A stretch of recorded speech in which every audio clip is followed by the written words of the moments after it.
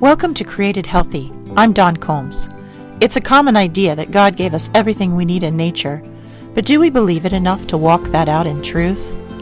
Often the very same people who say this go looking for answers on how to use food and medicine from man-made sources.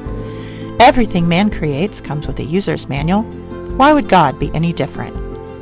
I challenge you to join me in seeking revelation about our body, mind, soul, and spirit health by digging into His written word and in practicing pure science in the visible world of His creation. Because every house has to have a foundation, it was laid strongly on my heart to start this podcast with a daily series. I am using the book, The Bible in 52 Weeks, which you can buy for men or for women. I invite you to read along with me. Welcome back. Let's dig in to Exodus 12 through 15. Today is a feast. We start with the Passover. So in the last chapter, Moses warned that God was going to kill all of the firstborn in the land, animals and people, and the people of Israel were to know that. So this becomes a really important festival for the Israelites of Passover. And there are very specific stipulations here involving unleavened bread and how the sheep or goat that is selected should be cared for and sacrificed and then eaten. And so the Israelites do this. They follow the instructions and they smear the blood of their sheep or goat on the doorposts, both doorposts and the lintel of the house. And because they do this, the angel of the Lord passes over them, this angel that is visiting the Egypt and killing all of the firstborn, and they are all spared. Pharaoh wakes up in the middle of the night. There is much outcry because people are finding loved ones dead and animals dead, and he has finally understood that he is meant to let go of them, not just to let them go out and worship, but it is a get out and take everything sort of situation. Just get out, get away from us. The numbers that are recounted here are 600,000 men on foot, and it is specifically mentioned as a mixed multitude. So that means that they didn't just take the Israelites, but they went up with, I would expect, Egyptians that have been neighbors and have seen the evidence of God and understand that this is a people that they want to be grafted into and counted as part of. So they are they're going so fast that they're grabbing their kneading bowls that have their bread, which is unleavened, in it. And they're eating that because there was nothing else prepared. And you cannot have bread rising and be on the move. It will fall anyway. So this is going to be unleavened bread that they're eating. At this point, Israel has been in Egypt for 430 years. And they start walking. And here we see that God leads them around the Philistines. They're instructed to take Joseph's bones with them. So they're on the move with those. And God tells Moses as they're going on their journey to turn back. Specifically, he has them double back. And he says that he specifically does this because he wants to make Pharaoh think that they're lost. So he wants to make Pharaoh think that they're easy pickings and that he has a chance to go after them and bring them back. Because, of course, every time Pharaoh decides to let them go under whatever horrific circumstances for his people, he is always thinking about the money and the income that these Israelites are giving, the labor. And so he thinks about that. He's also thinking about his pride. And here they've gone and they got out from under his thumb. And all this time they were trying to get away and he finally gave in. So here they are out in the wilderness, and because God makes them look like they are not so sure about what they're doing, Pharaoh hardens his heart again, and he sends his soldiers out after them. And here we see the people speaking out, and they're saying it would have been better to serve than to die in the wilderness. They're craving their Egyptian masters, their servitude, over the uncertainty of freedom. And this is something that I want to call out, that I see in people that are choosing to be enslaved by medication, enslaved by food, enslaved by what their overlords are telling them to believe every day. When you choose the comfort of this kind of slavery, it isn't slavery like what we've been told in American history, that you don't own your own home, and you live completely dependent, and you're horribly mistreated. Slavery, in its purest sense, that has been around forever, is being cared for entirely by somebody else, not having to make any of your own decisions, not being able to have your own autonomy in the world because it's easier. Slavery means someone else is responsible for you. And that's biblical. We can see how God has laid out the laws for slavery. But God is freedom. To turn ourselves entirely over to God and trust Him. And in essence, it's a hard thing to understand, but in essence, to become a slave to only God and no one else is to fully give yourself over and trust completely.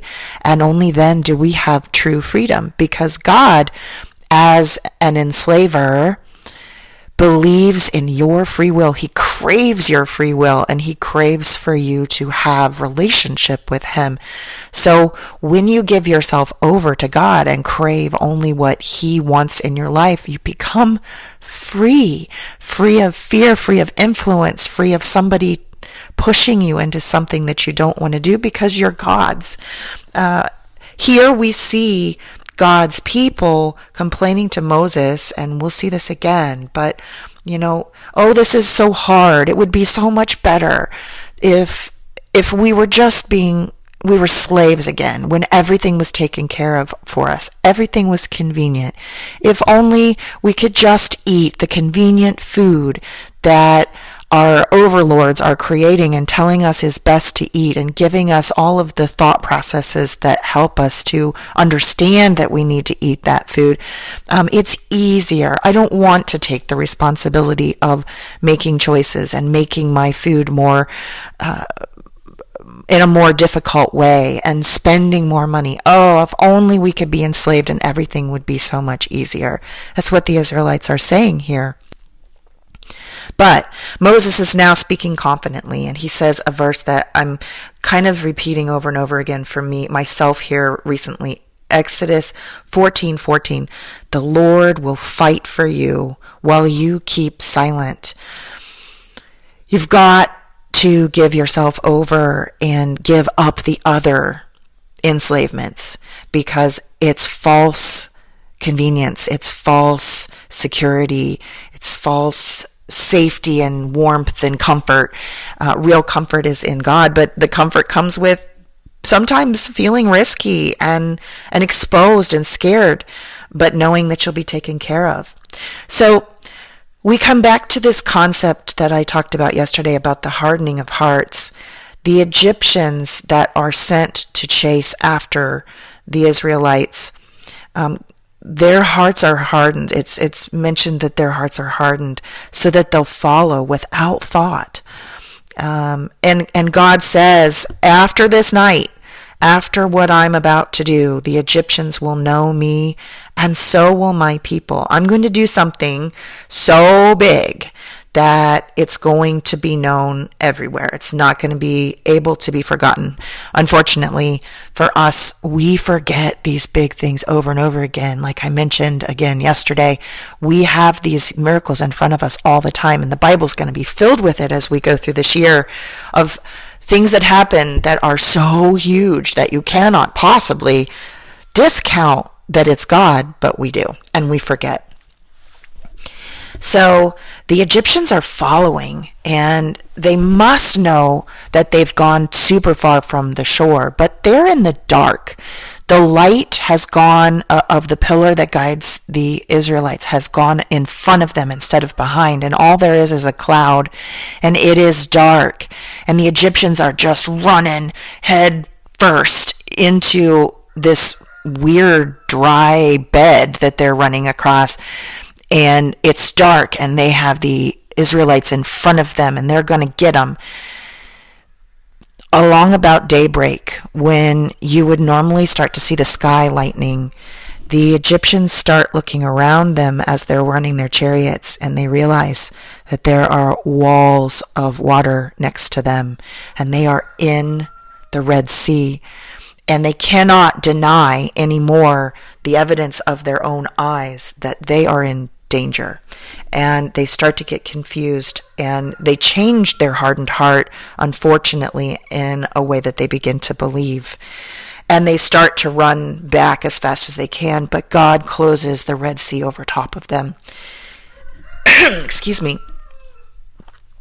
So now Egypt is without their Pharaoh, their army, their crops, and their firstborn. They are completely left destroyed because they held on to what God told them to put down.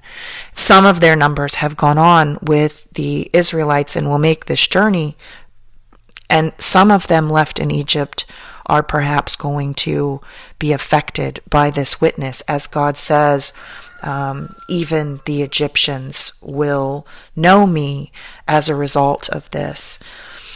They wander in the wilderness some more, and the last part of this reading is looking at their time in the wilderness of Shur. They spend 3 days without water, and again the Israelites are back to, oh gosh, when it was so great when we were slaves, we didn't have to not have water, and you're so mean, Moses. Look what you've done. This is so bad. So Moses goes to God and says, look, they're freaking out again, and we don't have water available to us. And they come to this spring that's really bitter, and they're all very thirsty. And God shows him a tree to throw into the water to make it sweet. And this very interesting moment, if we go through and look at what this might have been, it is archaeologically possible for this to be Moringa oleifera, which is a really amazing superfood that we are using right now. We're using the leaves, and it is a tree that we are using around the planet right now for water filtration. In areas where we have high bacteria content, where we have waters that are bitter and unsafe to drink, adding moringa leaves and or bark to the water kills off the bacteria, and we're filtering water through this. We're creating filters for communities that need better drinking water, and this is just a plant that God created and put around us. And here Moses cries out to God, and God says, well, I gotcha. Here's this tree that I designed to help with just this thing. And he grabs it and he uses it. And we have no I have no way to tell you that that's what that is.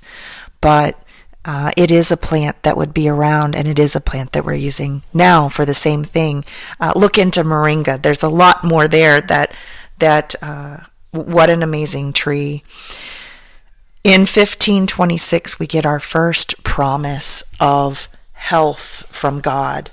A very strong promise that if you follow me, if you will give earnest heed to the voice of the Lord your God and do what is right in his sight and give ear to his commandments and keep all his statutes, I will put none of the diseases on you which I have put on the Egyptians, for I, the Lord, am your healer. This is critical. We're going to see this come up again and again. God is telling us very clearly in the Bible. I have given you everything that I need you to have to stay healthy. I have given you my rules, my ordinances, my commandments, and if you follow them, I will not put the diseases on you. I will not put the infertility. I will not put the degenerative diseases and the leprosy. I will not allow you to be sick. I am your healer. Turn to me. Right here. It is absolutely an amazing few chapters here that is just packed with so much more that I would love to talk about, and I think I'll probably be writing about. But I pray that God is blessing you today and blessing you with this information and giving it to you gently to think about in your own life, and that you are choosing discomfort. You are choosing to follow Him instead of following the overseers that are available to us right now in this world. And I hope He brings you back here to spend some time with me again tomorrow. Thanks for listening. If you enjoyed this episode, please subscribe and share with a friend. And I'm always interested in hearing what God is laying on your heart. So drop me a rating or review, or join the conversation on Facebook, Instagram, or YouTube at Dawn Combs Really.